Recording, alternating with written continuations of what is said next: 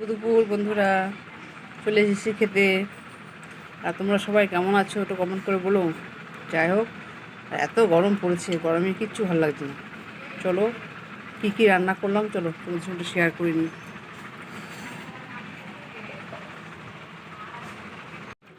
এটা হচ্ছে পাট শাকের ডাল বটি করেছি। পাট শাকের ডাল বটি, তিতা পাট বলে, সেই তিতা পাট শাকের ডাল বটি। এটা হচ্ছে সকালের আলু শুদ্ধ।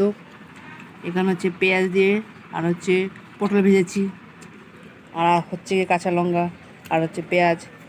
আর এখানে হচ্ছে চিকেন, এই যে একদম পাতলা করে চিকেনের ঝোল করেছি। চলো একটু নিয়ে নিই।